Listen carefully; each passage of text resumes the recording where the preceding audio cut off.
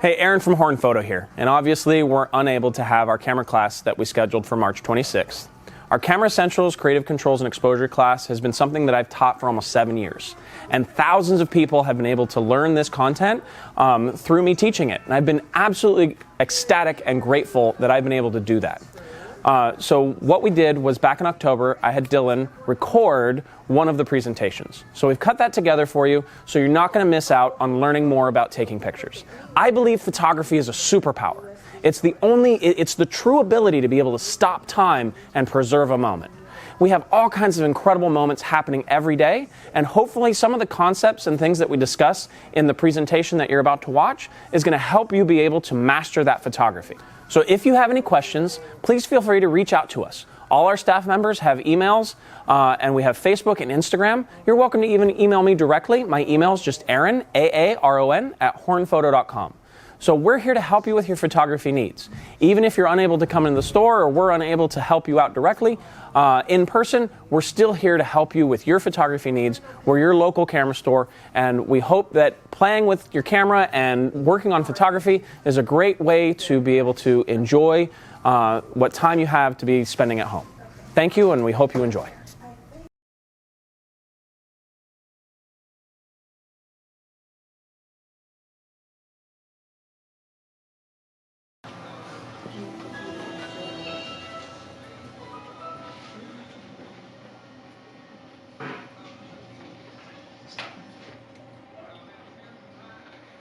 All right. So as that little video explained, we have our first Clicking Caravan of 2019. If you guys aren't familiar with our Clicking Caravan events, it's where we take models and lighting and our photographers, our staff members, and we go out and we play. So you get to actually practice all of the things that we're going to talk about tonight. So let's see if the audio kicked in. There we go. Nice. Okay, everybody can hear me in the back okay? Hopefully. If not, I can talk louder, but that might blow up the people in the front row. So let's get cooking here. Where is my thing? Set down my clicker. Yep, nope, that's USB. Uh-oh. Nope, it's black. Is my pocket finished? Nope. Yeah, got it. How do you guys like the class so far? Thanks, Ken. I think I set it down in the drawer when I got the iPad.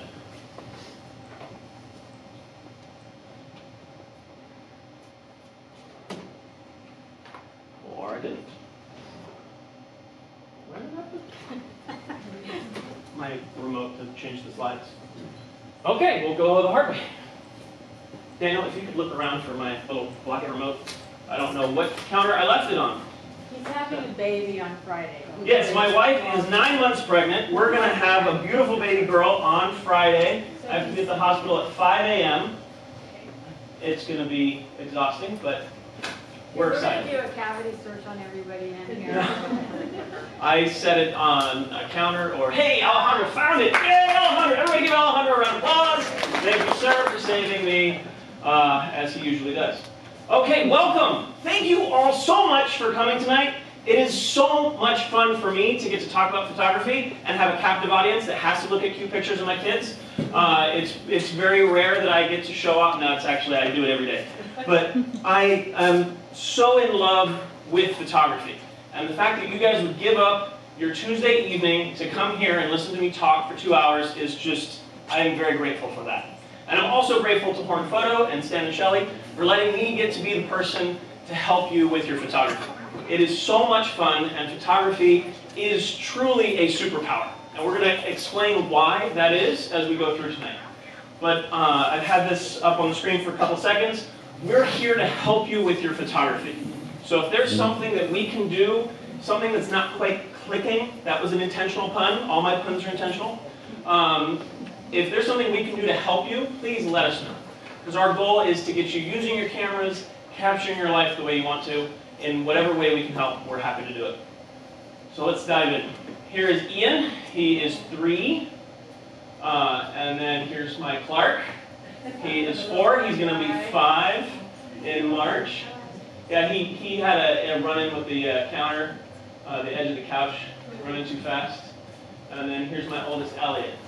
These are my boys. This is why I love photography so much, because I get to capture them as they're changing, as they're growing, and just life is expanding, and their minds are expanding. It's just so much fun. So, there's a very big secret that we're going to talk about tonight.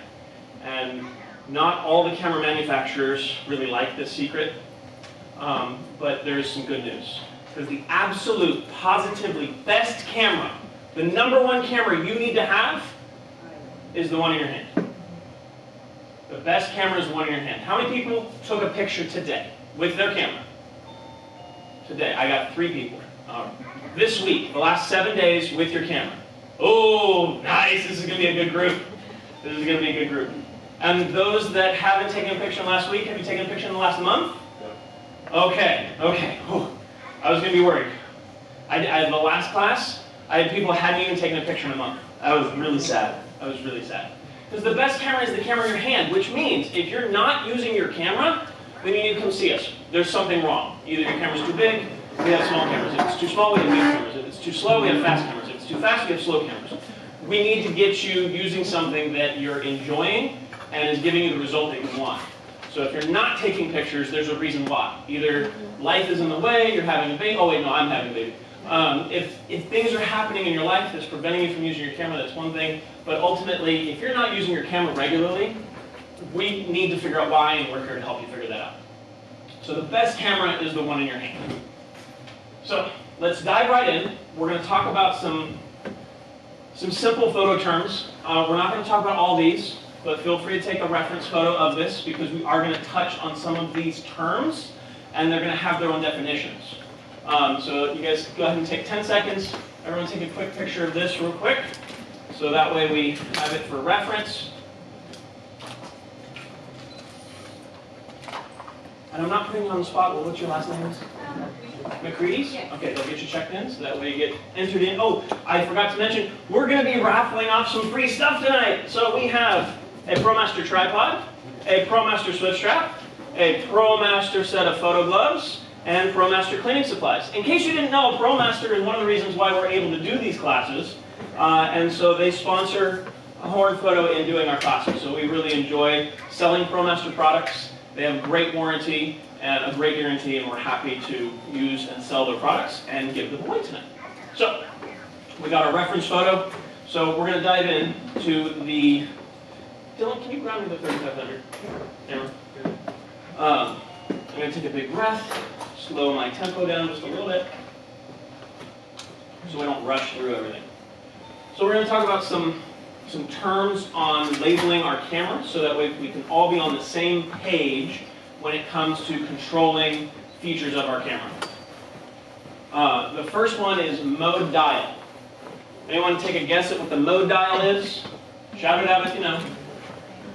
It's that thing with all those symbols on it. It's got the green auto and the P and the A and the TV and the S and the... That's the mode dial. It's on the top of your camera. Does anyone not have a mode dial on their camera? You don't, because you have a mode button. You have a mode button. You're special. So, everyone else has a mode dial on their camera. The mode dial is how we make changes to how the camera thinks. It's the programmer. We get to change how the camera programs. The next thing is the control wheel. On your camera, most of your cameras have either a thumb wheel or a top finger wheel. My Canon people are going to have a top finger wheel. Nikon people are going to have a back wheel. Some of the higher end cameras actually have 2 wheels. So this gentleman has a back wheel and a front wheel. On your particular model, you have a back wheel and a front wheel. On your camera, you just have the top control wheel. Yep, control wheel. So on the Sony's, A6000s, that kind of thing, you guys have 2 wheels. You have a control wheel with your thumb, and you have a back control wheel where your thumb pad is. You got 3 control wheels. You got 3 control wheels. Man, they gave you an extra control wheel. Yeah, it is true. Anyone not finding their control wheel? We're all doing good? So it's okay. This is so we understand that this is the control wheel. We're talking about the labeling on these things, so that way we know exactly what we have. Oh, I didn't mean to step on your foot. You know where your control wheel is? Good. You guys good? Say if you're not. You know which one's your control wheel? Okay. Everyone back here okay? So as we go along tonight, Dylan is our help. So sometimes I go off on a tangent. If you need help, just raise your hand. Dylan will come over and help you. If I'm able to pause and help, I will do the same as well. So our mode dial is how we change the programming. Our control wheel is how we make a change once we've changed the programming. So these two work together. Additionally, we have autofocus. How many people have taken a blurry picture? Everybody's taken a blurry picture. The reason why, or one of the top 10 reasons why, is because we smashed that shutter button. Well, that shutter button is actually 2 buttons in one. It's an autofocus function and then a firing function. The way we do that is a half press for focus, a full press for fire. If you do not half press on the camera, you will not get a sharp picture because the camera won't be in focus. And then lastly, on the backs of our cameras, we have the thumb pad. How many people play video games? Or I guess I should ask how many people don't play video games. That would be, there we go. Okay, for all my non-video game people, this is your thumb pad. It's up, down, left, right, and center. Okay, that thumb pad is how we navigate through the menus. All right, so we have our thumb pad for navigating through the menu. We have our control wheel for changing settings. And we have our mode dial for making changes to how the camera thinks. Okay, any questions on those so far? Thank you, senor. All right. So, all good endeavors must have a goal. My ultimate goal is to excite you about your photography, but our goals tonight are going to give you simple creative power over your photography. You're going to say, no camera, you're dumb, I want this. Okay, and you're going to be able to get a blurry background for a nice portrait, or you're going to be able to get a stop motion for a nice action shot, or you're going to be able to do the opposite. You're going to have control over how your camera functions. The next thing is we're going to go over the fundamentals of exposure and how that relates to getting a good picture, or what makes a good picture. And this is all going to give you the ability to have better photographs. Okay? So let's dive right in. Exposure. This is not something the media does. This is what we do with our cameras. Exposure is the combination of shutter speed, ISO, and aperture, and how those work together to give us the proper or desired amount of light in our camera.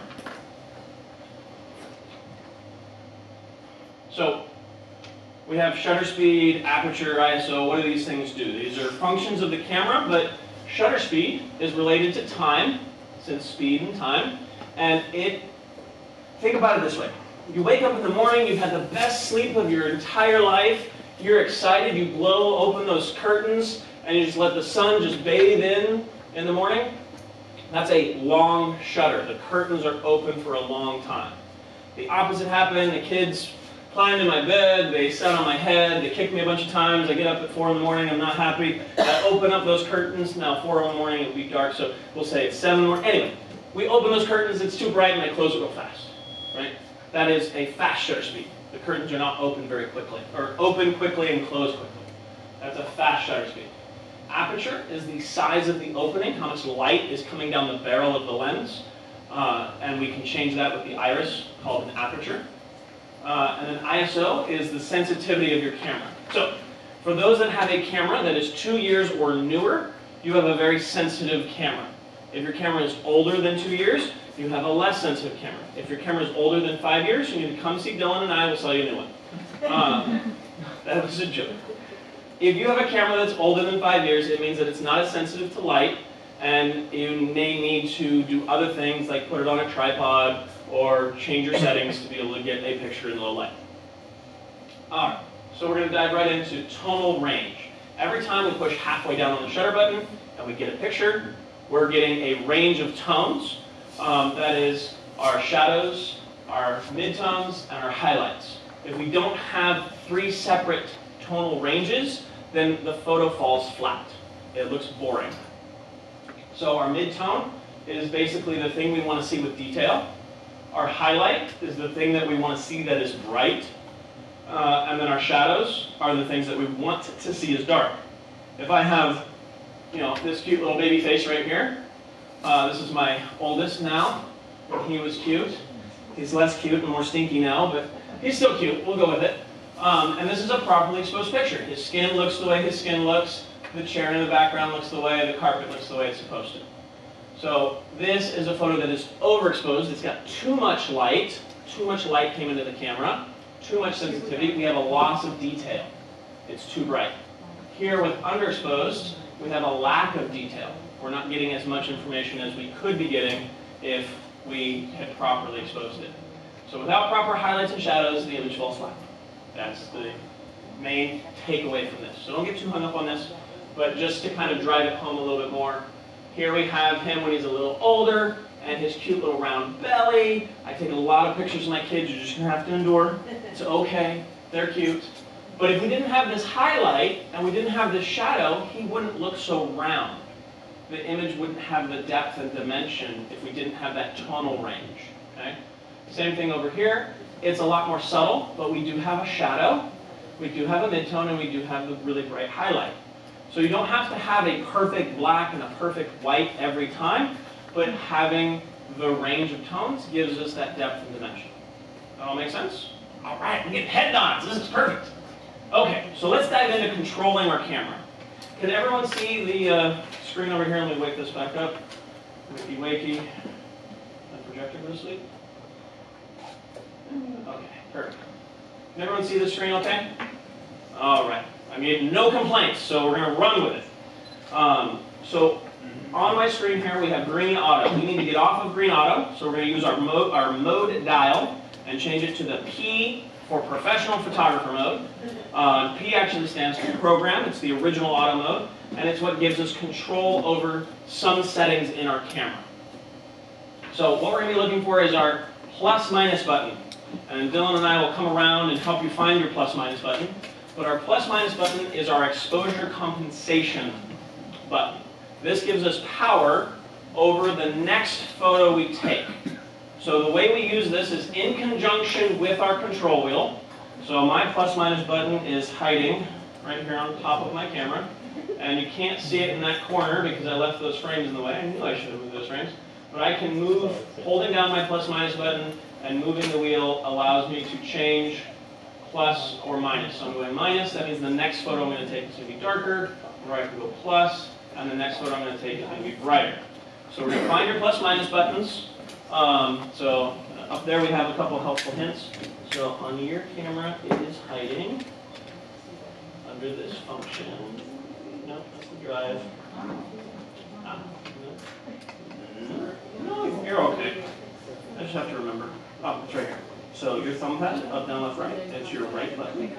And then you can spin it up or down. Okay? And once you lock it in, it's going to show you the plus minus. Did you need a battery? Are you okay? Okay. Alright, so our plus minus for your camera is going to be right here. So we're going to push and hold that, and spin that control wheel to make the next photo brighter, or to make the next photo darker. Okay? Well, it doesn't affect the photos you've already taken, it's just the next photo you're going to take. You guys good? Yeah. Good? Alright. Yeah, so we need to make sure that the lens is unlocked for it to function. Otherwise it's not going to. We're going to push and hold that, and then spin the back wheel. And so that's going to make it brighter. Go the other way, that's going to make it darker. Okay? Now, one of the big things about exposure compensation is you have to put it back to 0, otherwise all the photos you're going to take are going to be brighter or darker. So you have this right here, push and hold, and then we spin to make it brighter, or we spin to make it darker. We spin our control wheel. Our control wheel is how we make changes. You guys good? Okay. Have you found it yet? All right. How are we doing on this row? Good? Good? Nope? Not good? Okay. I'm going to squeak in here and try not to step on anyone's toes. All right. So we're in pro mode. So plus minus right here. We're going to push and hold that, and then spin the control wheel to make the next photo brighter, or to make the next photo darker. Always put it back to 0 when you're done using it. All right. And Dylan's already got to the back row here yet? All right. You have a question? All right. So on the Canon 60D or 70D or 80D, it's hidden because they're awesome. And we're just going to wake up your camera here. So you have your quick menu. Let me navigate up. That's right here. And we spin with the back. Brighter or darker. It's in a unique place for yours. You find yours? All right. So we have our plus minus buttons right up here. So hold that button down and then spin your control wheel to make it brighter or darker. Okay? Now you're in manual mode. We need to be in program mode for what we're doing. Yep.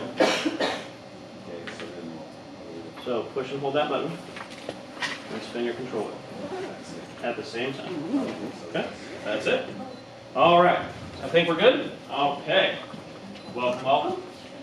Okay, so now that we have control, we know where our button is, we know how to control it. Now we need to understand why we're controlling it.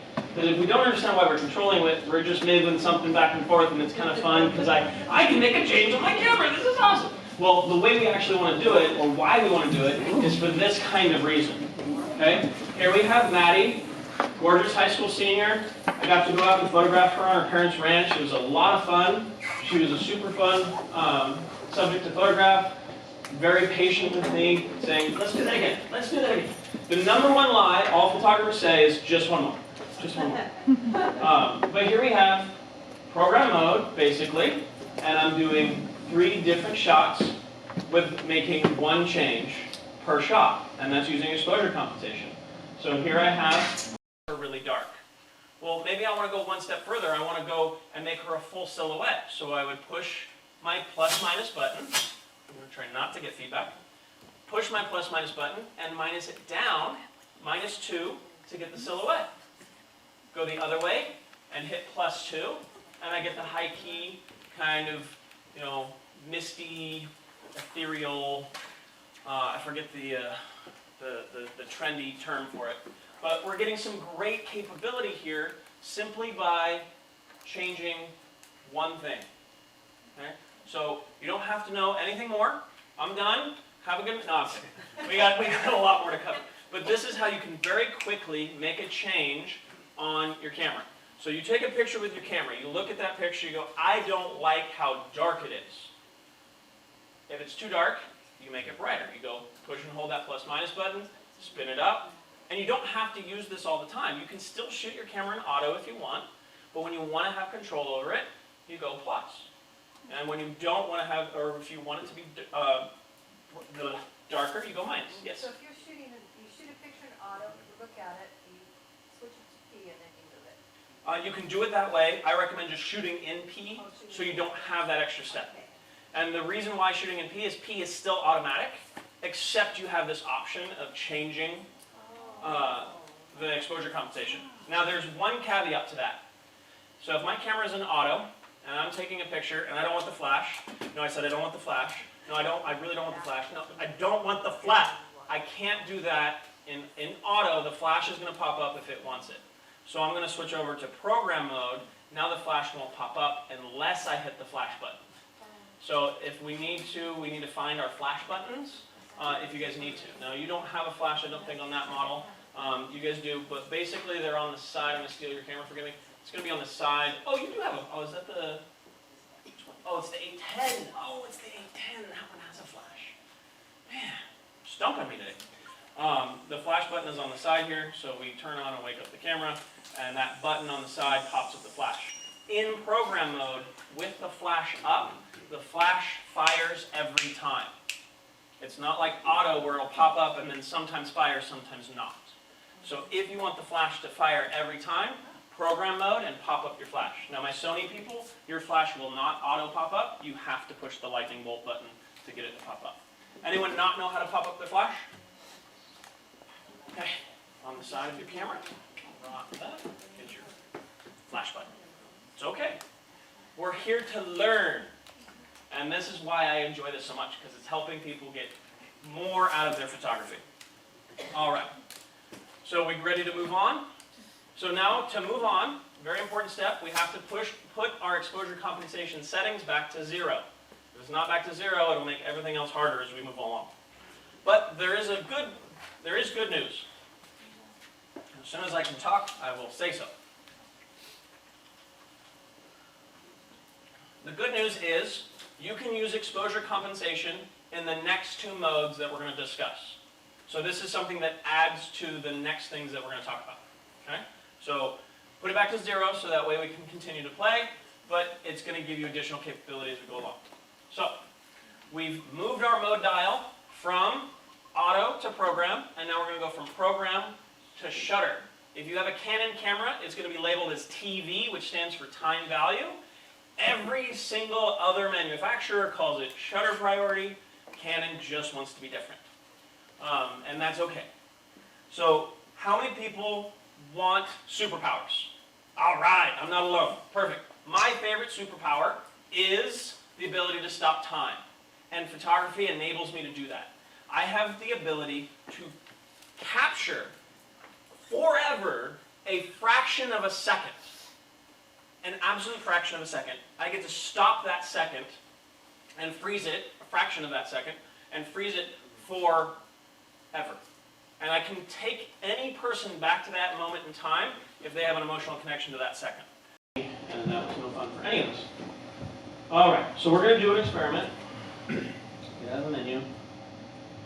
We're going to do an experiment. We're going to take a picture at 1 second. Because seconds just fly by, right? We've already gone through at least 100 seconds in just the time that we've been here. Wakey, wakey. Don't tell me I bumped the cable and broke it. All right, good. So we're going to take a picture at 1 second. So I'm in shutter priority mode. I'm going to use my control wheel, and I'm going to watch my shutter speed right down here change as I slow everything down. Slow, slow, slow. Half a second, quarter of a second, 1 second. Okay. We're now at 1 second. So for this picture, what I need everybody to do, set your cameras down, you're going to take your hands over your head, and you're going to shake your hands back and forth. Ready? 1, 2, 3, go! Oh, this is great! This is so good! All right, let's look. Let's see what 1 second looks like. This is awesome. Now, when we look at this photo, I'm going to play back so it doesn't go away. Hopefully. There, oh, play back. There we go. All right, and I think I bumped the focus. So it's messing with this. There we go. So here we have so much blur in 1 second. Everything is super blurry. Everyone that moved, that is super blurry. That was really moving their hands. Now you did a beautiful job, not moving your head, but had spirit hands going crazy. This is awesome. And we're able to see that the store is nice and sharp.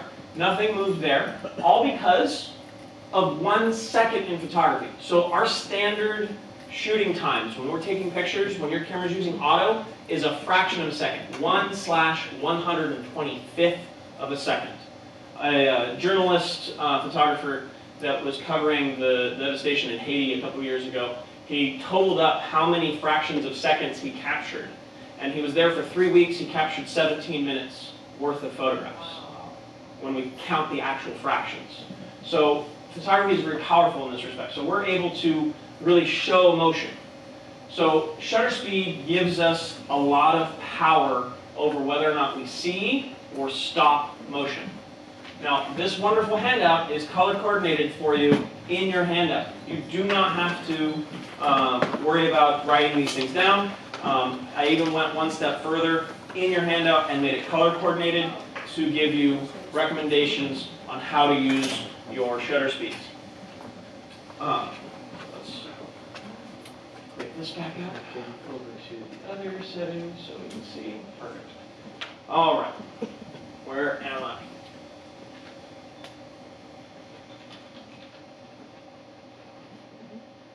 So, handheld, normal daytime pictures, at the park, at the beach, just hanging out. 1/125th of a second, all the way up to about 1/500th of a second. These are fractions of seconds, and they're able to just be a normal handheld shot. But if I want to stop motion, I want no possibility of blur, I want to count the stitches on the ball, then I need a faster shutter speed. So in my shutter priority, we're down here at 1 second. I tapped the button and woke it up, and then it's going to take a second to recover. I'm down here at 1 second. That's the opposite direction. That's super slow. So I'm going to spin my control wheel, changing that shutter speed to get it all the way up to something more hand-holdable. So 1/500th of a second. That makes it so I can just bounce around with my camera and get a nice sharp picture. How do you get that screen to come up on your camera? So that screen on my camera is through the info button. Okay, On your particular camera, now you're in live view, which is why it's not showing up. So when you get out of the LV, and there's the screen, okay? So on the Nikon and Canon cameras, those are called DSLR cameras, digital single lens reflex, which basically means your LCD screen is, when you use it to take pictures, is going to be a little slower than using the viewfinder.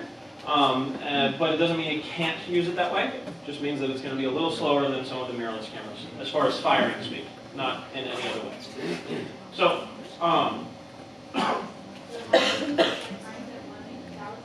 right? So we're at 1/8,000th of a second. We have our control wheel. And spin your back one. Other way. There we go. So, typically it's the one closest to your thumb for controlling things. Do certain cameras have a specific shutter speed? That's a great question. She asked, do certain cameras have a specific maximum shutter speed? And the answer is yes. Most cameras don't go over 1/1000th of a second, or 1/4000th of a second. The higher end cameras will go all the way up to 1/8000th, and some of the latest cameras will go up to 1/12,000th of a second. But most cameras cap out at between 1/3000th and 1/4000th of a second. Okay? Other questions? How are we doing? This is great. I love the questions. We're doing good. So let's kind of understand why and how I would use my shutter speeds. Let me back up for 1 second. So handheld, normal daytime pictures, no problem. Stop motion, I'm able to count the stitches on the football, see every single frame perfectly still. Great for kids. When I use my camera, I'm pretty much always at a 500th or more because my kids do not hold still. They will not. I get home, I got to turn on the rock star music to get them to clean the house because it's the only way. Like they're just going to keep moving and making messes. So we just use that energy to clean. Now, if I go the other way, if I go slower, because maybe I want to see the motion of the waterfall, I want to be able to capture the motion and the feel of a particular scene, then I need something called image stabilization. Good news, every single one of your cameras has some sort of image stabilization if you still have the standard lens it came with. On Canon, it's called IS, image stabilization. On Nikon, it's called VR, vibration reduction. On Sony, it's called optical steady shot, OSS. It keeps going and going and going. But basically, what it is it's a motor inside the camera or the lens that counteracts your shake by shaking the internal optics. So it's moving, you're moving, they're moving together to give you a sharper picture, to counteract that motion. So that's image stabilization. Now, if I don't have an image stabilized lens, maybe I bought a nice 50mm lens for portraits or something like that. If I don't have image stabilization and I want to shoot at a slower shutter speed, then I need a trusty tripod or I need to stabilize the camera some other way. Like prop it up on a hat or not be touching the camera. Make sure the camera's not moving when I use a slower shutter speed. So this is sand falling off of the rock. Page, Arizona. It's a really cool slot canyon you can go in. A lot of fun. And I'm able to record the motion of that sand by putting the camera on a tripod and recording it for 2 seconds. Okay? Is that long? Is that considered long exposure? It's a long exposure. Anything less than 1/15th of a second is considered long exposure. Basically, if it's not hand-holdable, then it's a long exposure. So here we have what auto would give us if we went outside and photographed the fountain during about 3 o'clock in the afternoon. So that's what I did. Went outside, photographed the fountain, 3 o'clock in the afternoon, put it in auto, this is what I got. It's kind of cool. But if I go to shutter priority, and I take it to 1/1000th of a second, 1/1000th of a second, a fraction of a second, I get this shot. It's a little cooler, right? But it doesn't really get the feel of the waterfall. It doesn't really make me feel like I'm sitting next to the waterfall, having lunch at Sierra Nut House, enjoying my San Pellegrino. I'm not really getting the feel of it. So let's go the other way. Let's go to 1/15th of a second. Now I get the feeling of the water movement. I get to record that motion. I get that. There's a term I'm looking for and I'm missing it. Dang. Okay. Anyway, so 1/15th of a second. So we go from 1/25th of a second, which is okay, to 1/1000th of a second, which is great, to 1/15th of a second, which some like it better, some don't. Some people like to count the water droplets. Some people like to feel the water. Here's another shot, different fountain. This was about a 3-second exposure to be able to get this much, and the water was moving faster. So if you're taking a shot and you're at a 15th of a second, but it looks like this, that means the water's not moving fast enough, and you need to slow that shutter speed down even more. And if for some reason the picture's coming out too bright, well then you can come in and buy some filters and we can help you be able to do some techniques to get a longer shutter speed when you're still shooting in bright situations. move so that speaker doesn't bounce back at me. So here's some more practical ways we can use shutter speed.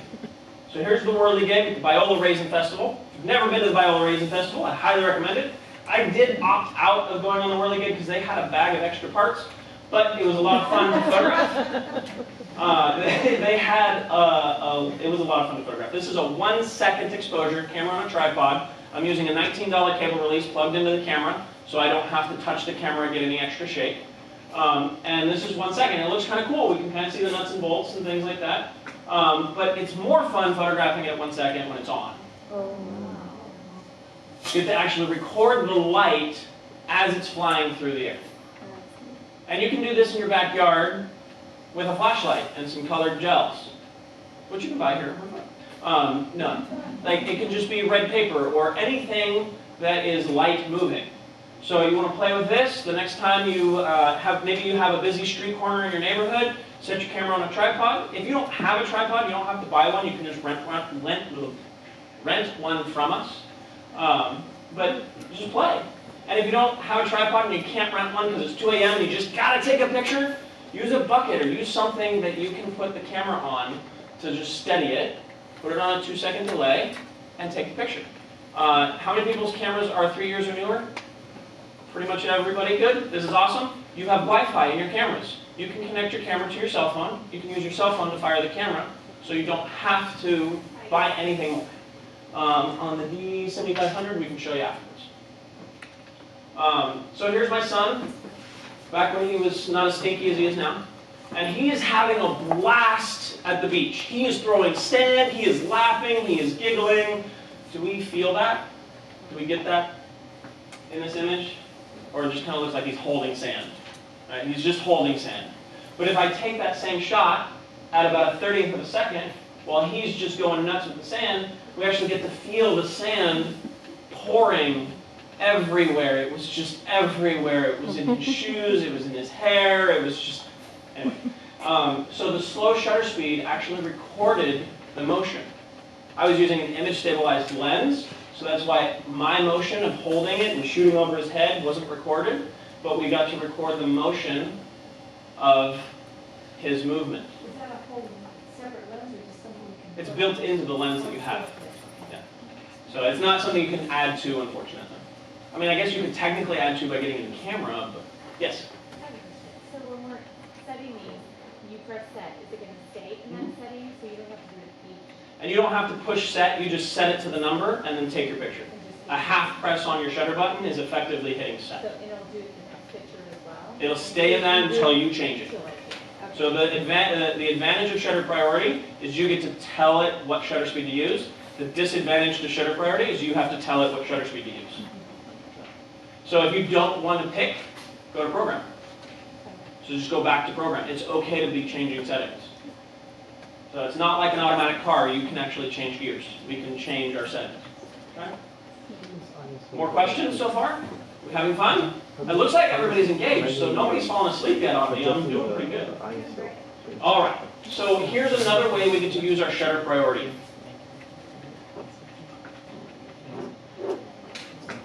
And this is panning. And with panning, it's a little tricky because it's a little hard to understand this concept just a little bit. And that is, panning is tracking your subject and firing at moving the camera at the same speed they're moving. Now what I mean by that is, I do not mean that if you're photographing a car going 100 miles an hour that you need to be going 100 miles an hour. What I mean by that is you need to be tracking the subject at the same rate that they're moving through the frame. So if you're sitting with a long lens, how many people got more than one lens with their camera? Quite a few of us. Awesome. We put that long lens on the camera. We're sitting at the soccer field watching the guys run back and forth. You know, you just have to be tracking them. You don't have to be running alongside. You just make that camera move at the same rate that they're moving. So the way we do this, I'm going to do a test here. And hopefully this will work. Live tests are interesting. And so I'm going to take my shutter speed down to 1/30th of a second. I have my Nikon camera here set to 18 millimeters on the field of view. It's a wide field of view. And I'm going to focus on my subject. Half press on the shutter button. And I'm going to track my subject. My hand is my subject. And my subject is moving at this rate And I'm just going to follow along. And we're going to see if I got my shot the way I wanted it. Way back. There we go. A little dark because my exposure compensation was not set back to 0, like I told everybody else to do, but not too shabby. So here we have, the hand is nice and sharp. Can we see that okay? You know, I need a new battery in this. So I can actually make it work. Let's see if I can make the brightness on this go up.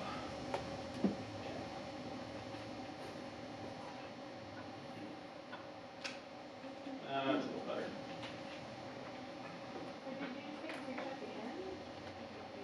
Yeah, I will explain right now. So, go on, come back. There we go. So I'm following along and I fire it at whatever's comfy. And I was resetting to be able to, because otherwise I'm spinning the circle and getting tangled up in my cord. So I'm following the subject, I fire the camera and I continue to follow it. So I'm actually firing in the middle of the seat. Now your camera has a really cool feature called a drive mode, where it'll fire multiple shots. We typically access this through our sports setting, but we're going to access it through our menu.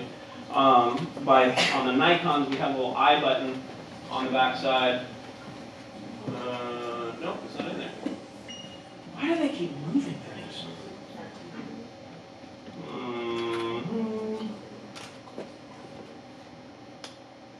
Let's see. I'm going to steal your camera for a second. So on her Canon camera, it is the left of the arrow buttons. It's got 3 boxes stacked on top of each other. That's what you're looking for. Our drive mode, we go into that, and then we have a continuous shooting option. For my Nikon people that have 2 control wheels, it's actually right here, continuous low, continuous high. So continuous low is where I like to keep my Nikon camera. So that way when I hold it down, it just fires about 6 frames a second. If I go up to continuous high, it'll do 8 frames a second, which winds up giving me way too many photos. It's going to be your drive on this camera is right here. So I'm going to push and hold this.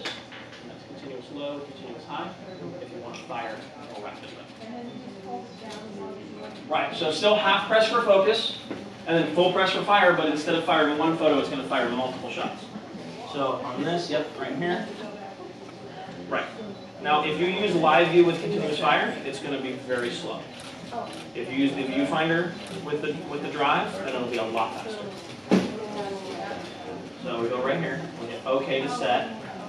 Yeah, on Nikons you have to hit the OK to set, otherwise it will not set. So, question? Good. On her particular Nikon, yours is special. So here, continuous low, continuous high. So we push and hold this little button down right here to be able to change back and forth. That gives you your firing speed. Fast firing. Fast firing. So this is a great way to be able to use our panning settings to be able to get faster firing. So, yeah. So we're looking for 3 boxes, which is not there. So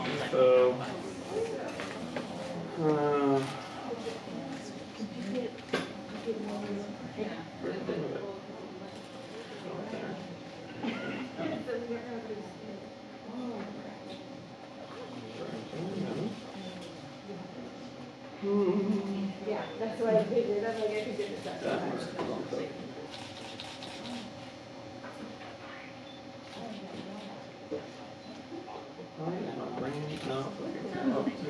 They moved it. Oh, there it is. It's a button right here. They moved the button! So you push the button, and we have continuous low or continuous high. How quickly do you want it to fire? Oh, gotcha. Okay. So then yours is going to be quick menu. Is that the only use for that Menu. button? Go in there. Yes. And then there's our continuous drive. So your particular camera is this button right here. And then you have our high or low continuous. Did you find yours? Yeah, I got it. Yeah, you have the dial. Isn't the dial nice? Yeah. Oh, let's see what we got. So that's ISO. We're doing ISO. We want to go right here. So left. And then once in this menu, we'll move over to the right and set it there. That's our continuous fire. You found yours? All right, that's because yours is not in the menu. Yours is right here. It's the camera with the wheel. Push and hold this lock button down, and we have continuous low and continuous high. So when we use continuous high, that is like driving your car 75 miles an hour everywhere you go. You just put the gas pedal to the floor and you're just running. There are times that you use that, but not every time. Okay? Did you find yours? Right, so it's right here, and we'll move over, and that's just to make the camera fire faster. All right. So, and then we're on the TV for this particular setting, but it's the drive button right here, and then we just spin that so it gets to continuous high, or one more time for continuous low. Okay? And then on your camera, they put it on a button. It's hiding over here. It's like, where's that button? We push that button, it brings up the menu, and we're able to access it. How are we doing over here? You guys find it? Yeah. Yeah, it's the drive button right there. Yep. No, you have got to be kidding me.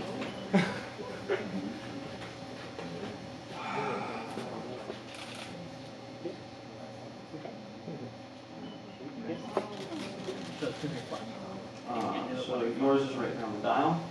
Continue slow. Has it had any issues up until tonight? Okay. Oh, that's exhausting. All right, we good? You found it? Okay. So why would I want to use this continuous setting? It's going to give me extra photos. Well, in a panning situation, not every photo comes out sharp. And so because maybe I didn't track as fast, the subject was going faster, or maybe I was going faster, so this just gives me more options to be able to get things clearer. Now, one of the things that happens when people are panning that causes problems is when they're going along and they're firing, and I didn't change mine because I couldn't find the button because it's on the side. Wakey, wakey. There we go. So I'm going to put mine super slow. And they're going along, they get their picture and then they stop, and the subject keeps going and all their photos come out blurry. Because the trick to panning is to follow the subject all the way through. Okay?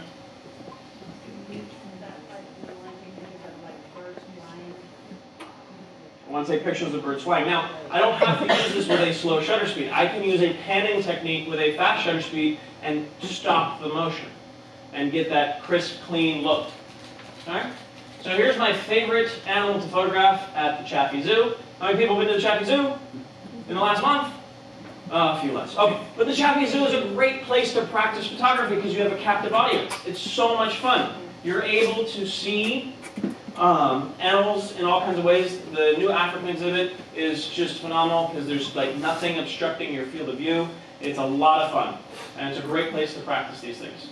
So these little warthog guys are so much fun because they grunt and they snort and they ram their heads into each other, but they just moved their enclosure and I'm very excited. But before they did that, there was a fence in front of a fence, and every time I went over one fence, they got mad at me. So I tried to take a picture. I wanted to take a picture, show how fast these guys were moving, and kind of minimize the look of that fence. And so in order to get rid of the fence that was kind of in my way, I did a panning photo as they're running around. And it minimizes the look of the fence, gives this feel of motion, it's a lot of fun. Also, while at the Chaffee Zoo, I go over to the Stingray Bay, little petting area, and I'm taking pictures of these guys. Now, they don't go very fast. They're not like the warthogs that are darting. They're not like the warthogs that are darting around. These guys are going nice and gently by. So what did I do to be able to get this kind of motion effect in my photograph? Any ideas? Slow shutter speeds! You can shout it out. It's okay. I'm shouting. You can shout with me. Slow shutter speed. I was down to 1/10 of a second panning like this. Okay? How many people like hot rod cars, hot rods? Yeah? Have you ever looked at the hot rod magazines where it looks like the car is just like smoking its tires and the tires are all just super blurred? They're literally pushing the car like this, and the photographer is just following along like this. The car's not even on, it's barely moving to get that effect. Just from panning with a slow shutter speed and moving along with it. Okay? So you can have a lot of fun with a slow shutter speed to show motion. Here's some other shots. Now I said you didn't have to be going 100 miles an hour. In this particular shot, the photographer, who's Ryan, who's one of our camera managers, he was in another car going 70 miles an hour, following a car going 70 miles an hour to get this shot. Okay, so just because you don't have to be going 100 miles an hour doesn't mean you don't go 100 miles an hour if you want a different type of shot. And then here's another shot, more along the lines of the light painting, like the whirligig going through at 1 second. Here we're catching the fire. Art Hop downtown, Broadway Studios, they typically have fire dancers, and then there's the Cultural Arts Park. The fire dancers go out there after they're done at Broadway as well. So a lot of fun and a great way to practice with your slow shutter speeds. Questions on these so far? Yes? So where you had the ward with some distance between the two, if you have shot through the fence and totally eliminated it? Not with how close this fence was. If I'm able to be on top of the fence, then yes, because the aperture would blur out the background, which we're going to talk about next. But if with how far I was away from the fence, I couldn't do that. If I can be right next to the fence, then I can do that effect, and because I'm focusing so far away. But when I'm that close, when the fence is basically right next to the subject, it doesn't give that separation. Other questions? Doing good? Love it. We're having fun? All right, so shutter speeds. Shutter speeds, to recap what we've been talking about this whole time. Shutter speeds, they stop motion when we speed them up, and they show motion when we slow them down.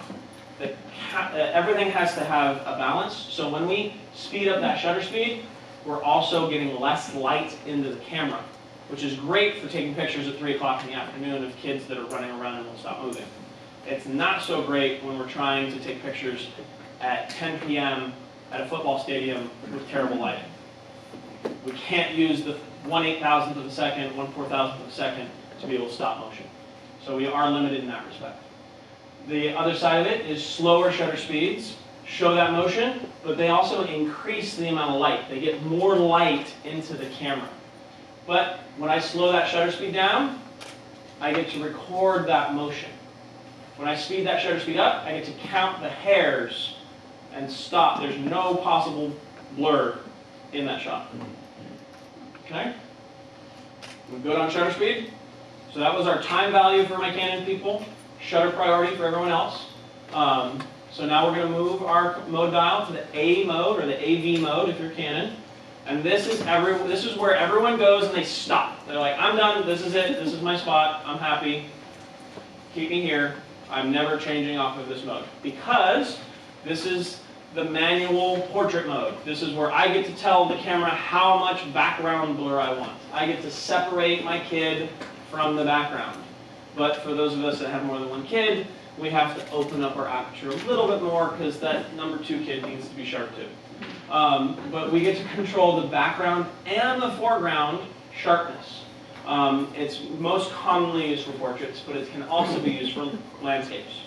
So here is my cute little man having a chili bean lunch, and I fed him chili beans and then I left the house for a few hours because I knew what was going to happen afterwards.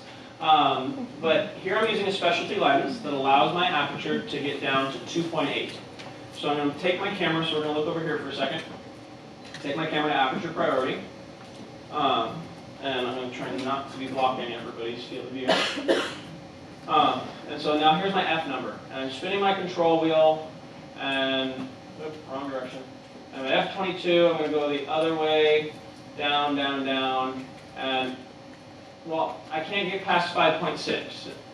Why can't I get past 5.6? Oh, my lens. The lens that came with my camera is what's called a variable apertured lens. It only lets me go to 5.6 if I'm at 55. I have to spin the zoom of my lens to an 18 millimeter, and now I can get down to 3.5.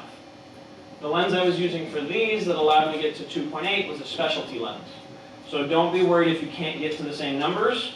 It's just your particular lens. Now, for those that have a super zoom camera, you're going to be a little more limited on your apertures. So, Going to be good with this guy. yeah. So you have an f4 to 7.6 on your reading.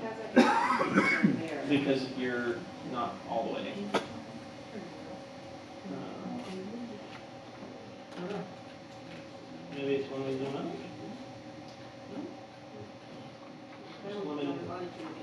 Yeah, it's just a limitation of your particular lens. Anyone else not seeing their 3.5 or 5.6? So, well, if you want to see something different, that would be the live view or the infrared lens. But this is what we want to be seeing right now, because we're able to change our aperture setting. So we're not pushing the plus minus button, it's just when we're doing exposure compensation. So we're not spinning everything here, so we move our front wheel to be able to change. So back wheel for shutter speed, front wheel for aperture. So right now your TV, we're going to go to aperture priority, AV mode, for where we're at right now. And then you spin that control wheel to change your settings. So go the other way, so the smaller number. Keep going. So you're at 4.5. For more, we're going to hit 18 on our lens. Now you can spin down to 3.5. Okay? Yep. And then, yeah, it's the front. It should be the front wheel for aperture, the back wheel for shutter speed. Now you got to look at the back of the camera, which is in fact so the forward tilt button. Which is this one. And so we're at 1 second, 3.5, which is because the camera is determining our shutter speed. Okay. You guys remember? Right, it's changing what it feels is the more important thing to change. Okay. Anyone else not getting this as far as controlling our aperture? Right, so the yellow number at the bottom, one is in yellow.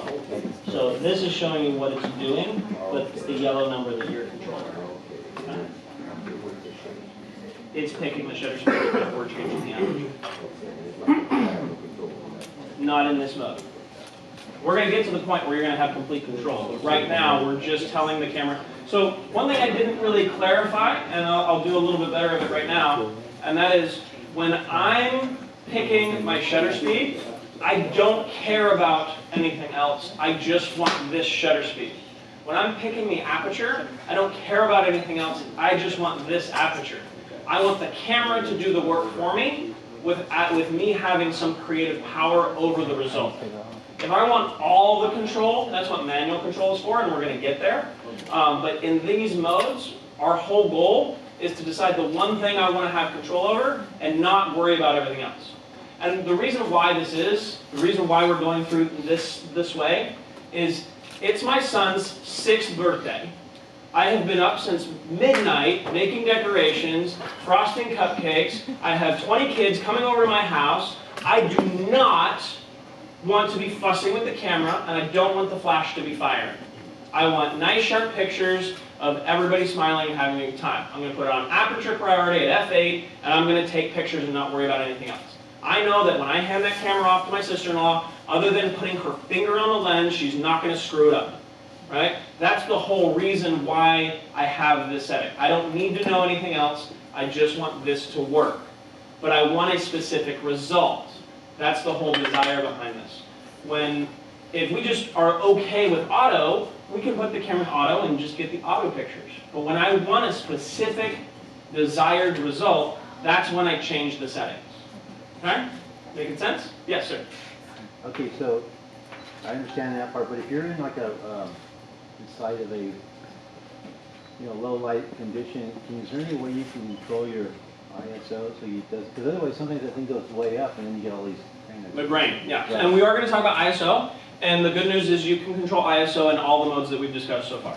So at any point in time, you can go in and set your ISO. That's what I always We can even go in and set our auto ISO to a specific range and limit what it's allowed to access, which we're going to show you in a few minutes. Okay, doing good.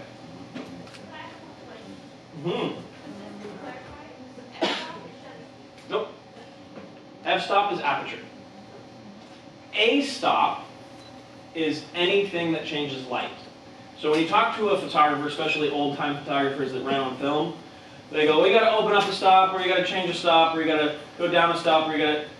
A stop is just any measurement of light, so that'd be an aperture, shutter speed, or an ISO change. But an f-stop is specifically an aperture. Okay? Thanks for asking that question. All right, so now we're back to controlling our aperture. I have my specialty lens. I'm taking a picture of my son, and I'm sitting at 2.8.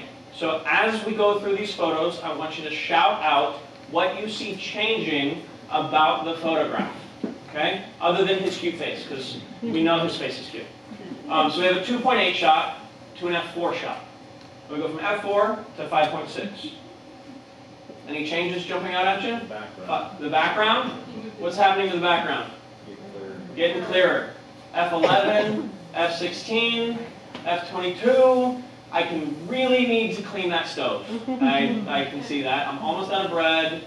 The olive oil is doing good. But basically, I need to go grocery shopping and clean my kitchen versus it's a cute portrait of my son. Right? So 2.8 blurs out the background. If you don't have 2.8, you want 2.8, you can come rent a lens or buy a lens at Horn Photo. Basically, you're going to spend as little as $200, as much as you want to spend on a lens that lets you do this to your background. Or you can just grab your second lens. Zoom it out to 300, back 20 feet away from your subject, have your subject 20 feet away from a background, and you can get the same effect. Simple as that. Questions on this so far? Please. So the clear background versus a clear background, what's a preferable picture? So the question is, which one's a better picture? Depends on what we're going for. If we're going on home investigation and proper treatment of children, this is a better picture. If we're going for a cute picture to send to grandma, this is a better picture. Right? It comes down to personal preference, because there's no real measurement for what makes the best photo. The best photo is what shows, what captures what you want to see. Okay? So it just really kind of depends on what are we trying to express as we capture it. But can you make it in the clear in this one and then blur it with different programs? Yes! We can totally blur it with different Can you do programs. it the other way? No, you can't. Well, I mean, technically Adobe is getting to the point where they can remove some lens blur with the latest versions of their software. So to that point, I ask this one simple question. What would you rather be doing? Capturing your life with your camera or sitting in front of the computer? I would rather take a shot here, change 3 settings on my camera, and take the shot and have both, rather than editing on the computer. I spend way too much time in front of a computer as it is. I don't want to spend that much more time in front of the computer with my photographs. Yes, sir? So what is creating the blur? Is it the added light from that being open? So you've skipped ahead, which is awesome in regards to the amount of light, but the smaller the number, the smaller the depth of field. The bigger the number, the bigger the depth of field. It's a function of the light coming into the camera, but it's the way the light is captured, the way it pours into the lens. Okay. So to drive this home, my camera is sitting here, and I'm going to photograph the whole group here. Okay? I focus on the front row at f8, and by the third row, everyone's out of focus. Because the way depth of field is what we're talking about. The way depth of field works is it's a 2/3, 1/3 split. Meaning 2/3 of the sharpness goes back, and 1/3 of this sharpness goes forward. We can see it here on the name of the high chair. It's sharper here than it is here. The water bottle is sharp versus blurred, because it's a 1/3, 2/3 split from where I focus. The other thing that plays into it's standard for every lens. It's greater. It's a shallower depth of field the longer the lens is. It's a greater depth of field the wider the lens is. So if I want to take a picture of the whole group, I'm going to have to focus on the 3rd or 4th row and be at f11 to be able to get everybody sharp, because it's a graduated depth of field drop off. Is that making sense? Yeah. Okay. Okay. Could you have more or less got your son on the right picture at f4? Yeah, I could have gotten him and everything at about f4.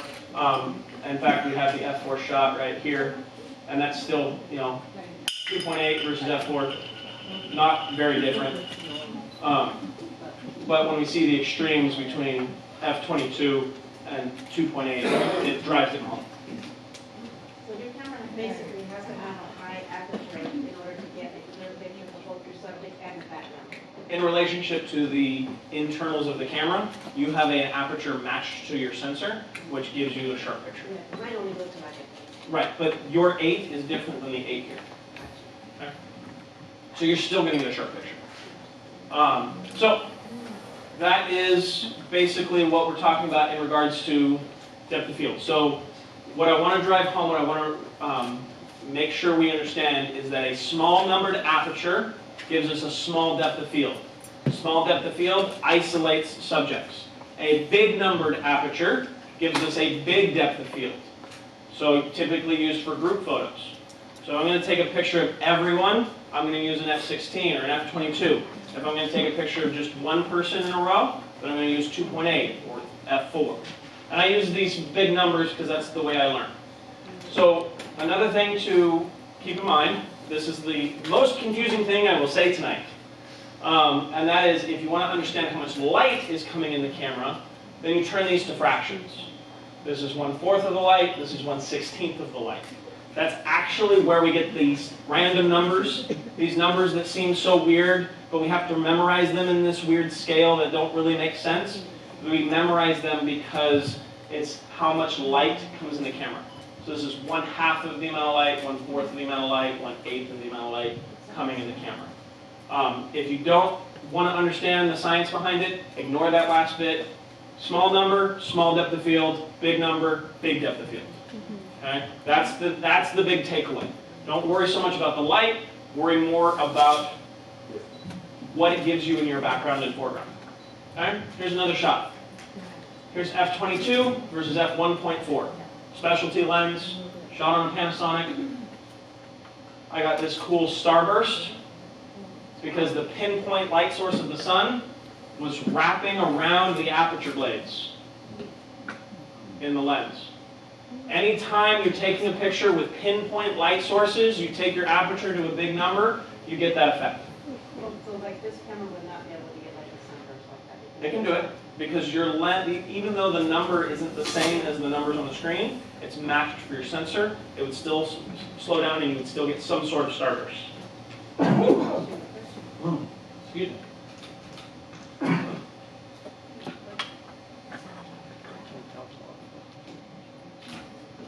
So versus here we have that dreamy, blurry background, isolated subject. You have exited the geofence and your location is disarmed. So blurry backgrounds make great portraits. That's the whole goal, that's the whole desire.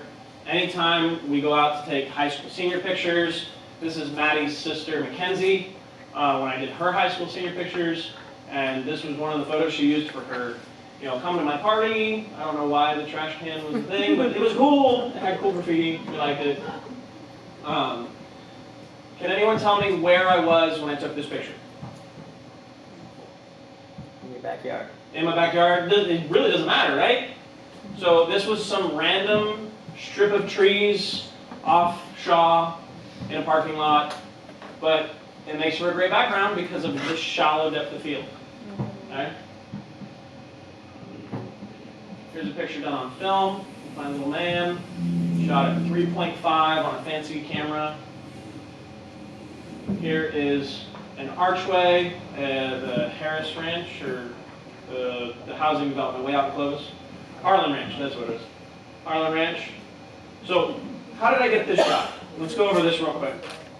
This is a little leeway in the lenses, and then we'll go back to what we're talking about. And I do apologize, I am going to go over time a little bit. So if you have to leave right at 9, it will not be an insult. But if you want to stay for the rest of the class, feel free. So my lens, yes, thank you. So how close to the arch is he when I took this picture?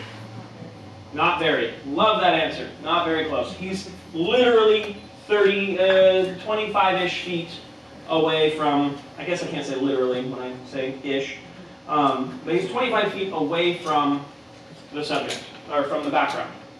And the way, by having him 25 feet away from the background, I'm able to, I left it on the tripod this time.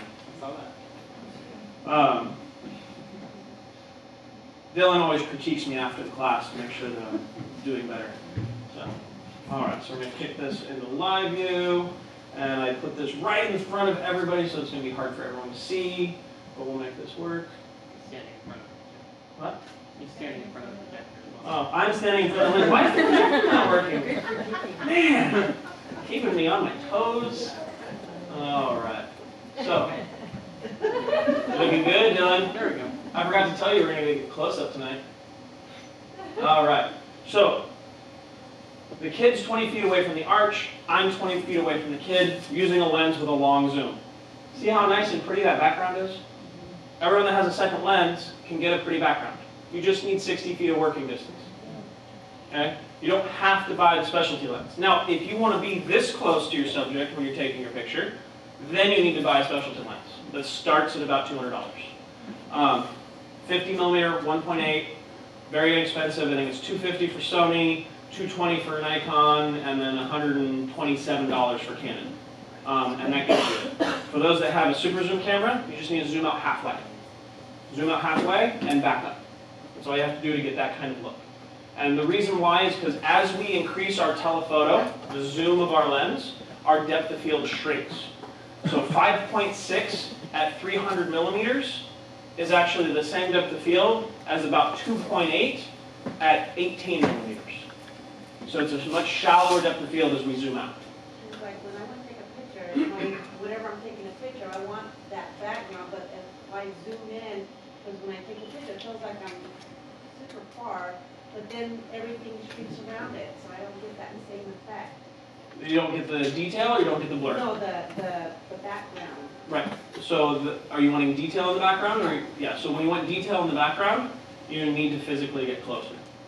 If you don't want detail in the background, then you back up. Okay? So very easy way to be able to get that nice background blur without having to do anything other than switch your lens and zoom out and back up. So by changing your perspective, you're able to get that look. Because everyone goes to the archway, they all stand in the arch.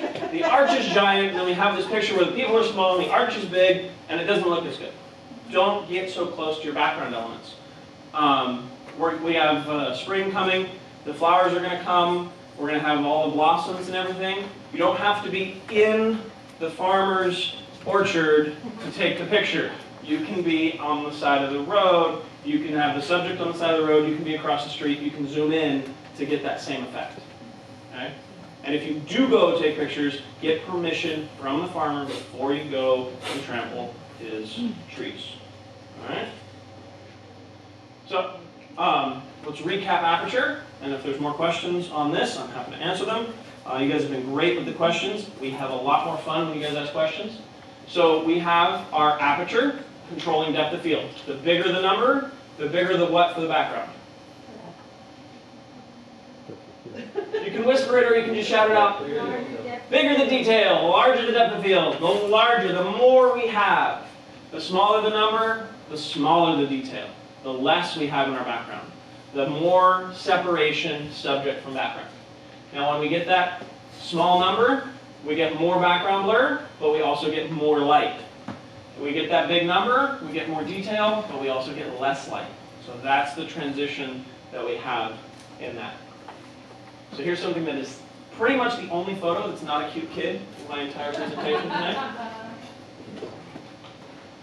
This was taken in Yosemite, hiking with a buddy. He goes his way, I go mine. I set my camera up, 4-second exposure, cable release. I had to wait for the ripples that a duck left to settle and go away.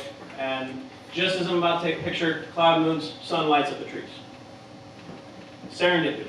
Perfect moment, just waiting for the light to be right. I didn't even know the light was going to do that. It just happened to be perfect. Just 4 seconds. That's all. A 4-second exposure. And the reason why it was a 4-second exposure is because I wanted the maximum quality I could get, which means I forced my ISO down, which we're going to talk about ISO in a minute. I wanted the biggest depth of field I could get, which means I was sitting at f16.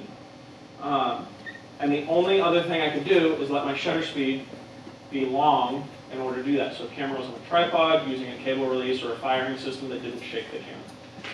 And what did you determine? Trial and error. So basically when I go out for landscape photography, I'm doing a 2-shot test to determine what it was. I was actually very lucky because the light stayed on the trees like this for about 2 minutes. So I was able to get about 6 shots before the light changed. So it's F16 and the second was what? 4 seconds. And you can get this same kind of shot. So if you know that you want a particular look, you can get this same shot in Aperture Priority. Aperture Priority, set it to F16, let the shutter speed do what it wants. But if I know what I want, then I'm going to go to manual control instead of manual. Because maybe I want to make sure that the highlights don't blow out or something like that. Let's switch this back. Are we having fun tonight? Yeah. Woohoo! That was 100 ISO, which we're going to talk about next, which is going to make more sense in regards to quality of. Thank you, Dylan. Now, can you change the quality of the picture if you're videoing, so you video in a normal video mode and then still in the picture? You can take frame grabs from video. The highest quality commercially available video is 4K video, which equals 4 megapixels. So you have a gorgeous 24 or 26 megapixel, 24 million pixel camera designed for stills that will do Blu-ray quality video. So if you wanted to just do video, you're going to take your 24 million pixels down to 4 million pixels if you do frame grabs. So it's just a matter of what are you going to use it for. 4 megapixel photos are just fine for printing up to about 11 by 14. So if that's all you're ever going to do that. There's nothing wrong with it. But you have so much more information in that camera that you can print 40 by 60s, like the Joshua trees over here, with no issue. You don't want to print a 40 by 60, so we crop out half the photo. Now I can print a 24 by 36. I don't want to print 24 by 36, I can crop it again. So now I'm down to a fourth of what I captured, and I'm printing a 20 by 30.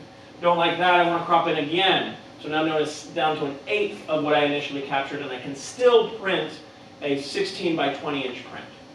And we can just keep going down and down and down. So there's no problem doing a frame grab or something like that of video files, but you have so much more detail and information if you actually take a still picture.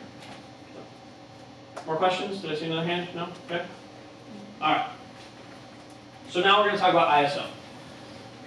So ISO, I really should memorize the explanation, but it's International Standard Optimization something. It's the ratings of sensitivity of your camera's imaging sensor.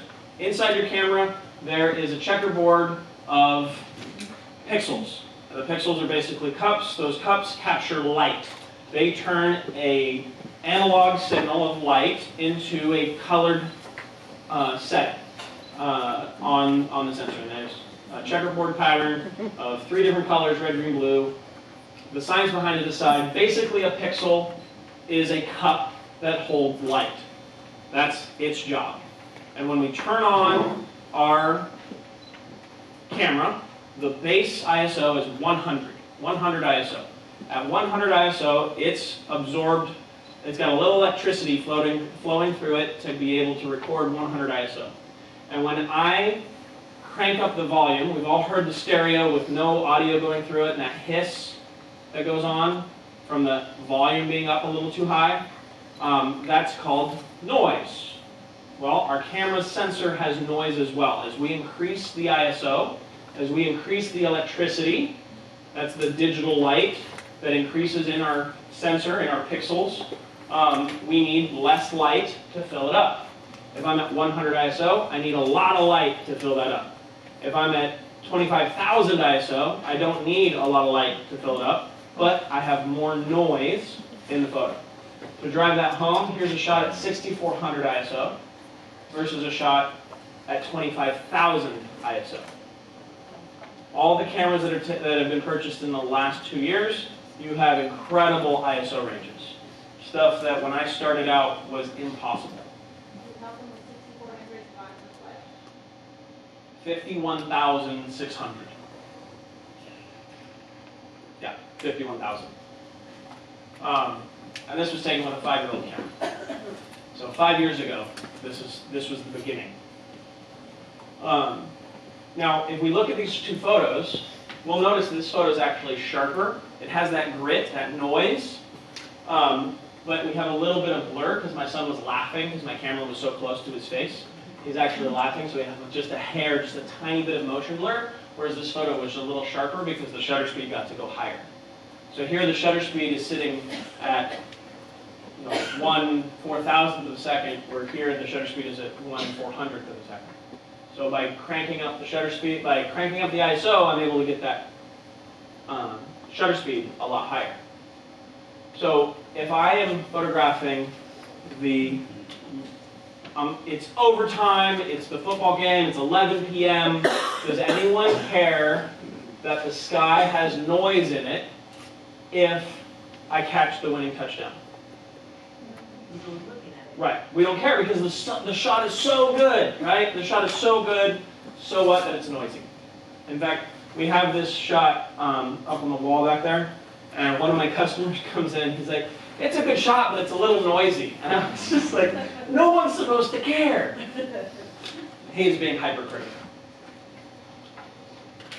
But ultimately, what we get is the ability to stop the motion by cranking up the ISO. I sacrifice the overall quality for a sharper picture. Okay? So when we lower that ISO number, we get a higher quality. But when I lower that number, I sacrifice the ability to use faster shutter speeds. So I'm photographing a little girl at 3 o'clock in the afternoon. I'm going to drop that ISO all the way down to get that higher quality because I want the detail and I need to absorb all of this light that's in the scene. That's why when I was doing the landscape shot, I wanted the highest quality because I knew I was going to print this 36 by 48. I knew I was going to make a big print if this looked good. I wanted to make sure I had all of the sharpness possible between ISO and depth of field. All right? How do we change the ISO? Let's talk about how to change the ISO, Dylan. All right. So on your particular camera, I would not change the ISO. It's not worth it. But to change the ISO on your particular model, we're going to push our menu, and it's going to be right there. And just keep it on auto, but you can come in here and change it if you want to. But auto on your particular camera, it's not going to gain you anything because the camera's already going to crank up the ISO if it needs to. If you were going to shoot for quality and you wanted to force it to use a low ISO because you're going to put it on a tripod, then you would go in and set it to a low number. 100. 100 if you're going to put it on a tripod and use a long shutter speed. So we have an ISO button. On your particular camera, it's up here. On your camera, it's going to be over there. And on your camera, it's going to be one of the thumb numbers. No, they moved it. Right there. So you push and hold that, and you spin. Now, on your particular camera, because you have the two control wheels, if we spin the front control wheel, it turns on auto ISO, it turns off auto ISO. And if we spin the back one, we can control the ISO. That's up to you.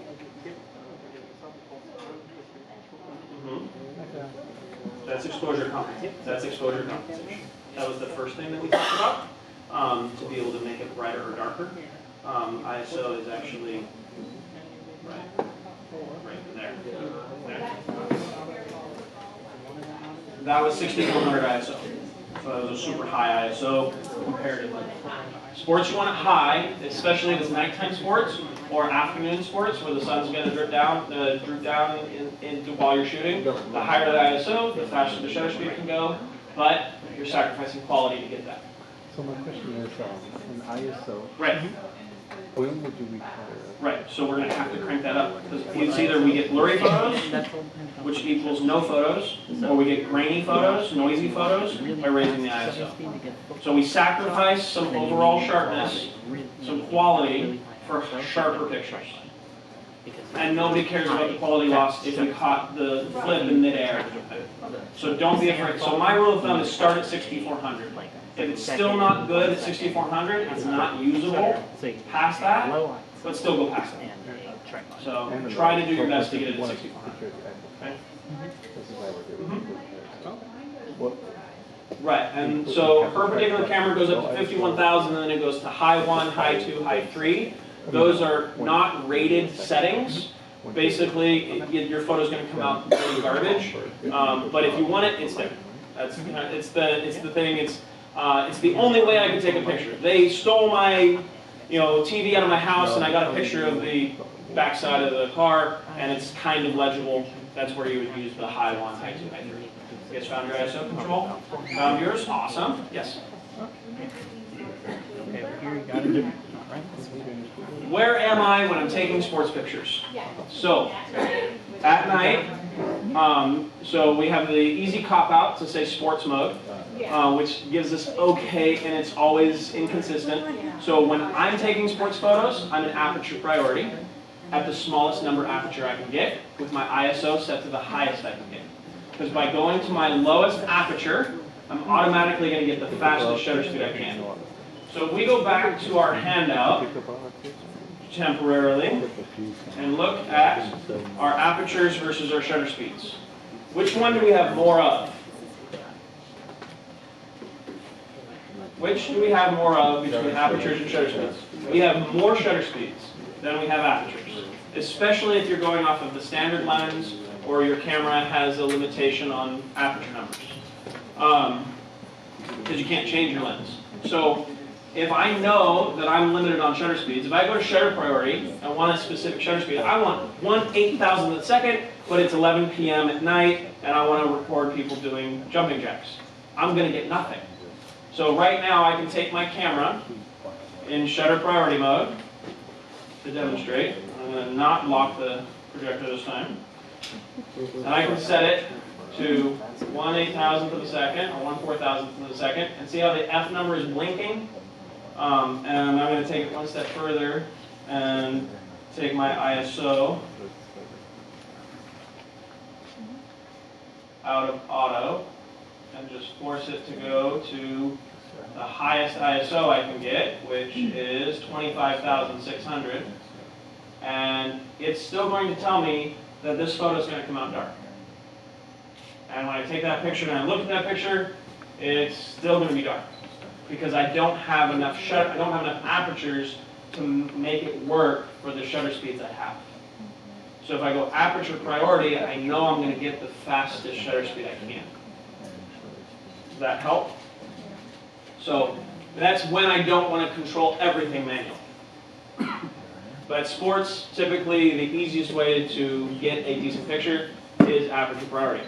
Now, I've had people ask, well, I can just use exposure compensation and just make it brighter. But if I've already maxed out my ISO, there's nothing more for the camera to control, except slow down the shutter speed, which is going to just not give me a fast enough shutter speed. Okay? So aperture priority 3.5 or 5.6 when you're using your long lens. Yes? What's the highest ISO, or what number of ISO should you be under to take portraits, like 10 light, or? So the question is, what's the recommended ISO for portrait photography, especially in low lit situations? And that is whatever the highest ISO you're willing to shoot at. So if it's a paid portrait, I'm pretty much not going over 1600. Although I have done wedding photography, the only way for me to get shots because of the church or because of the venue or whatever was to shoot at 6400 or 12,000 ISO. But they wouldn't have had anything if I didn't do that. And there is where I exposed, I'll take a dark photo and I'll brighten it in software. When you do that, it's the same thing as raising your ISO. So you might as well raise your ISO on camera and get it properly exposed, because it will look better that way than just trying to edit it after the fact. Especially when you want to print it out, it gives you a different. Exactly. Okay. How are we doing on time? Oh, 8:30. We're good. We got through that pretty quick. So, going back to our exposure. Now we're going to go into the most confusing portion of our conversation tonight, and then we're going to go to some fun stuff. So I need you guys to bear with me, and I need participation as we go along. Because what we're going to do is our program, we're going to go into manual mode. So let me recap what we've done so far. We were in program mode, where we used this scale to set the picture to be brighter or darker. We manually set it by holding down our plus minus button and changing it. Then we went into shutter priority, and we set our shutter speed to get a specific control over showing motion or stopping motion. Then we went to aperture priority, and we set our depth of field. We chose whether we wanted a lot of detail in our depth of field or a little detail in our depth of field. And by controlling those things, each one separately, we're able to have power over our camera. And any one of those ways is the right way to use it if that's what works for you. Additionally, we have manual mode. And everyone stays away from manual mode, because if it's manual, then it's my fault if I screw up. Right? But manual mode is a great way to understand how your camera thinks and how to override it. So if you want to know the best way to use your camera, it's helpful to play in manual. So instead of this scale being something that we use to override the camera settings, it's going to be telling us what the camera is seeing, and we decide if we like it or we want to change it. So the way we do that is on, let me wake up my camera here.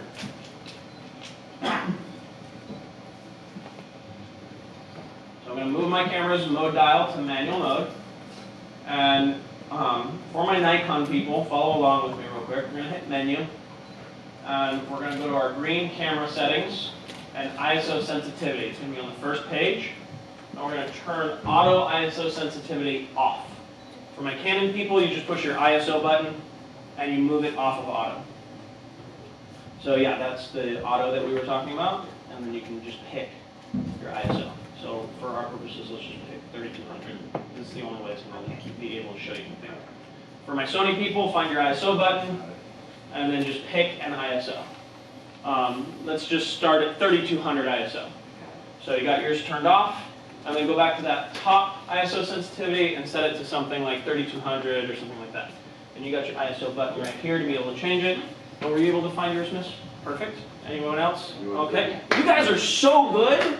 You're like right there, following along. We already know how to control our camera after 1.5 hours of playing. I love it. Okay. So I've set my ISO now to manual. So I'm manually controlling everything. Now on the Nikon camera, there is a cool little function button. I'll spin this around. Next to my flash button, there's an FN button, or the effing button for my Nikon people. This function button, I don't think your particular camera has it, but this function button allows me to quickly change my ISO when I'm in manual control. So I'm holding that button, and I'm able to change my ISO setting right here. Also, there's the info button that allows me to do it quickly. That's on the Nikon like 5600, 3000, 5000 series. Another thing that you have, so you have your ISO here, but you also have under your FM ISO in there as well. Okay? Is my FM button here the same thing? Nope, because you have the ISO. Yep. Anyone not understanding how to change their ISO quickly on the Nikon cameras? Everyone's good? Okay.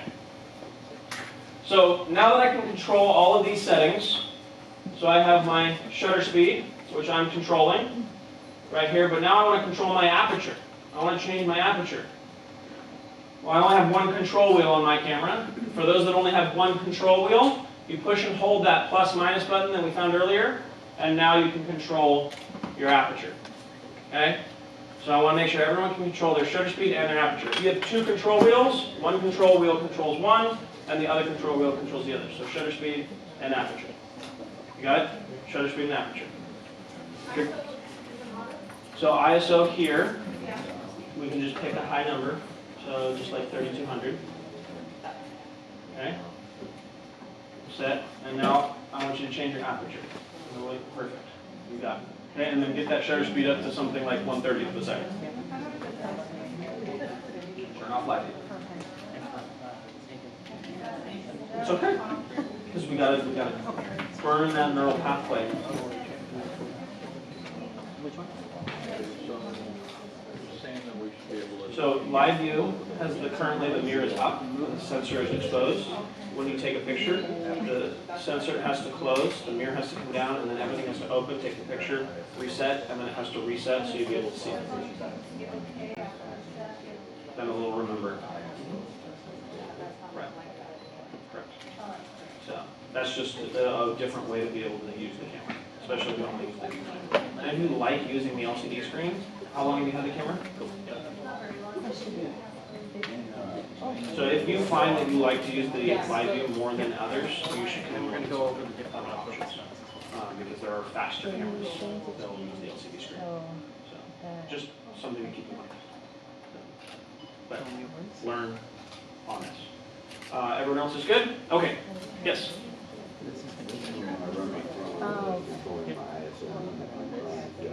So we get out of that right now. So you were in ISO, that's why it was controlling that. So we get out of the ISO, and now we're controlling aperture, and we're controlling shutter speed. And this wheel's doing nothing right now. Front wheel is aperture, back wheel is shutter speed. Yeah, so you set it. ISO limit, that's if you were in auto, you can tell it to not go over. So don't even worry about it. Okay. And once I get off that, I click off ISO. Yep. You got it. And you can click off ISO or tap on the shutter button. Yeah, and that's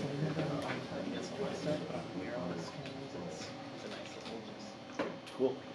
Oh, that handy thing? So display, tap that a couple times, and there's our link.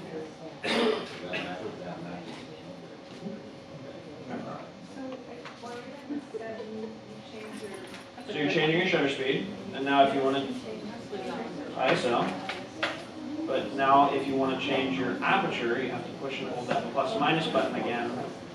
Push and hold that button to be able to change it. All right. So what we're doing is we're changing our aperture, our shutter speed, and our ISO to get that scale that we were looking at. Remember this scale here to 0. That tells us the camera is at a proper or desired amount of light. So right now on my camera, I'm at f8 at 1/60th at ISO 16,000. And I am underexposed. It's too dark. So I'm going to change my aperture until I get to 0. So see the scale right here? So here it's too bright, here it's too dark. I'm just going to adjust that until I get to 0. Now that's a proper exposure. And when we look at the picture, it's going to look like a proper exposure. This is me manually controlling it. So there's my proper exposure. Looks pretty good. It's not going to 0 because you're not pointing it at something. So it's a matter of what you're pointing it at. And let's see where we're at. We're at 640 at 3.5. So our shutter speed is way too high. We're going to push halfway down to get our reading. See, we're going to spin that down until we get that dial to 0. Now, if you were, whatever you were pointing the camera at is what your reading is of. Okay? No. You wanted it 0 to get a normal exposure of what you're pointing at. So this goes back, this is where I lose some people, so bear with me, stay with me. Because it's going to make more sense in just a minute. It's going to make more sense in just a minute. So why am I doing this? I'm doing this to get the proper amount of light, but sometimes I want a desired amount of light. And the desired amount of light is where I get to control the scene. So just like program mode gave me the power to make it brighter or darker, manual mode gives me that same power. I just ignore the meter. I don't get the meter to 0. I get it to -1 or +1. Wherever I put the meter is what I'm going to get. So, but getting the meter to 0 gives me a baseline, a starting point. So here I'm going to go out, I'm going to take a picture, and I'm going to get my baseline. I'm just going to move the settings till I get to 0. And my baseline is f11 at a 60th of a second at 200 ISO. Okay? But maybe I don't want to shoot at f11. I want to shoot over here, I want to do a portrait. Or maybe I don't want to be at 1/60th, I want to be over here at 1,000th of a second. I want to get an action shot. So I would change those settings. So f11 at a 60th of a second at 200 ISO. If I go this way, I'm making the photo brighter. 1, 2, 3 times brighter. So I need to make the photo darker. So I gotta go 1, 2, 3. Oh, I want 4 times darker. So I need to change my ISO to match. So when we look at these settings, f4 at 1,000th of a second at 400 ISO is the same amount of light as f11 at a 60th at 200. Yeah, I know, but believe me, this will make so much more sense as you practice it, as you play with it. And the way we do that is we say, okay, I went from a 60th to a 1000th so I can stop action. I've made my photo dark. How do I make it brighter? By going this way. So when I go this way, it gets brighter. When I go that way, it gets darker. Okay? Let's try that. So I got my base settings by playing with my thing to get it to the proper or desired amount of light, but I want to blur out the background during the day. What do I change to blur out the background? Aperture. What number am I going to use using only the numbers on the screen? 2.8. Woohoo! 1, 2, 3, 4 stops brighter. How do I fix the overexposure by going to 2.8? Now my meter's telling me it's way too bright. It's blur. It's plus. I go that way. So I'm going to change shutter speed. I'm going to lower my ISO. What happens when I lower my ISO? It gets darker, but what happens to the quality of the photograph? Increases the quality of the photograph. What happens when I speed up my shutter speed? Freezes motion. You guys are on it. On this. Okay, but the exposure stays the same. The tonal range, the bright values and the dark values are identical. The blurry background versus the detailed background is the only thing that changes. The fast motion and the high quality with the blurry background versus the big background with the standard shutter speed with the standard ISO. One thing I forgot to mention on ISO, and all camera manufacturers hate that I say this, but that is, if your camera is 3 years or newer, there is practically zero difference between 100 ISO and 800 ISO. There is effectively no difference when you're taking pictures. I keep my camera at 800 ISO or higher because otherwise all my pictures of my kids would be blurry. So don't be afraid to keep your ISO a little higher. If you know specifically you want the maximum quality and you have a tripod or stabilization to be able to get that for like landscape and that kind of thing, that's the only caveat. But when you're doing lifestyle pictures, you're taking pictures of your life, keep that shutter speed, that ISO nice and high to get the ability to get sharp pictures. If your camera's older than 3 years, then we go down a stop. If it's older than 5 years, then we go down a stop. But effectively 100 to 800 as a rule of thumb is practically no different. So back to our test here. I just took individual portraits at f4. I now want to do a group photo. I'm going to take it up to f8, get my group photo shot. How am I going to counteract the f8? Slow down the shutter speed. Perfect. I left the ISO alone. What's something else I could have done to get the same result?